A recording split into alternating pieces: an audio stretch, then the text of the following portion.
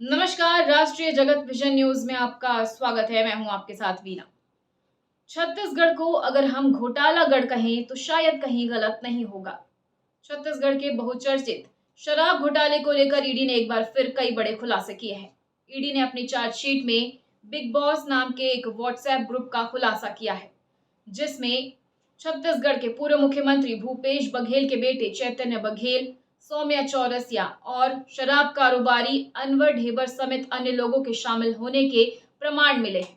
इस ग्रुप में कई ऐसे चैट्स हैं जो साबित करती हैं कि सिंडिकेट में किसने क्या भूमिका निभाई। आइए आपको दिखाते हैं क्या है चार्जशीट में। छत्तीसगढ़ शराब घोटाले के मामले में पूर्व मुख्यमंत्री भूपेश बघेल के बेटे चैतन्य बघेल प्रवर्तन निदेशालय की गिरफ्त में है। ईडी ने अपनी चार्जशीट में बिग बॉस व्हाट्सएप ग्रुप का खुलासा किया है। इस ग्रुप में चैतन्य बघेल, पुष्पक, सौम्या और दीपेंद्र समेत अन्य लोगों की जानकारी है। व्हाट्सएप ग्रुप में शराब घोटाले से जुड़ी चर्चा और पैसों के लेन देन की बातें हैं। ईडी ने अपनी चार्जशीट में खुलासा किया है कि पूर्व सीएम भूपेश बघेल की डिप्टी सेक्रेटरी रही सौम्या चौरसिया शराब सिंडिकेट के लोगों से बातचीत के दौरान आईएएस अफसरों के लिए अपशब्द का इस्तेमाल करती थी, उन्हें गालियां देती थी। इसके साथ ही उन्होंने कई बार सिंडिकेट के कुछ सदस्यों को हिसाब किताब की जानकारी देने की बात भी लिखी है। चैट में इस बात का भी जिक्र है कि चैतन्य के लिए पप्पू बंसल, सौम्या के लिए दीपेंद्र कुरियर बॉय का काम करता था। ये उन्हें पैसे पहुंचाते थे, जिसे वो डिलीवरी कहकर बात करते थे। दुर्ग भिलाई के शराब कारोबारी और भूपेश बघेल के करीबी माने जाने वाले लक्ष्मी नारायण उर्फ पप्पू बंसल ने पूछताछ में बड़ा खुलासा किया है। पप्पू बंसल ने माना है कि उन्होंने और चैतन्य ने मिलकर 1000 करोड़ रुपए से ज्यादा कैश को मैनेज किया है।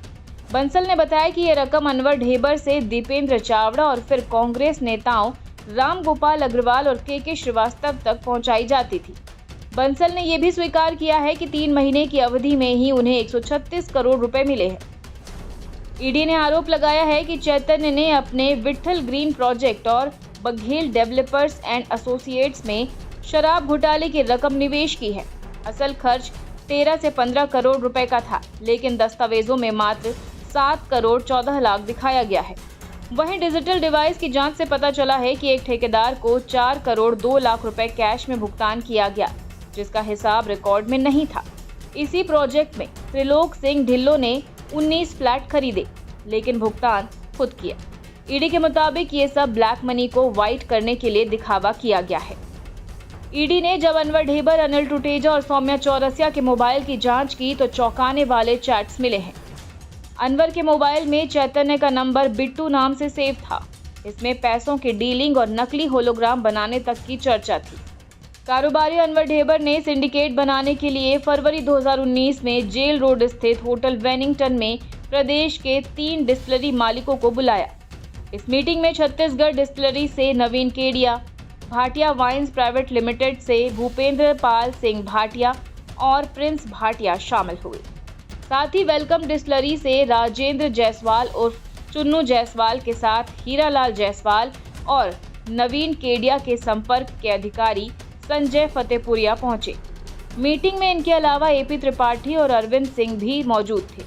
मीटिंग में अनवर ढेबर ने तय किया कि डिस्टिलरी से जो शराब सप्लाई की जाती है उसमें प्रति पेटी कमीशन देना होगा। कमीशन के बदले रेट बढ़ाने का आश्वासन डिस्टिलरी संचालकों को दिया गया। पैसे का हिसाब किताब करने के लिए आरोपियों ने पूरे कारोबार को ए, बी और सी पार्ट में बांटा था।